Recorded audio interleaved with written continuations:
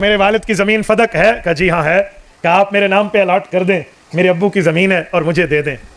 अबू बकर सिद्दीक ने क्या जवाब दिया? अबू बकर ने जवाब भेजा, बेटी फातिमा, आपके खामन अलीउल मुर्तज़ा घर में मौजूद? का मौजूद। का हुज़ूर पाक के चचा अहले बैत के चश्मो चराग हज़रत अब्बास मौजूद? का जी मौजूद। का ज़रा अपने चचा जान और अपने खामन सरताज हज़रत अली से पूछिए इस ज़मीन के बारे में हुज़ूर पाक ने फैसला क्या किया था। आपके खामद हज़रत अली बताएंगे, चचा हज़रत अब्बास बताएंगे, हुज़ूर पाक ने फैसला दिया था, नहनु माशरल अंबिया ला नूरिसु वला नूरसु मा तरकनाहु सदका।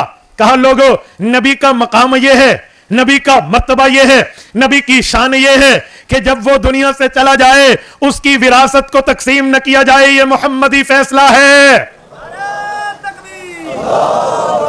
यह मोहम्मदी फैसला है। मा तरकनाहु सदका।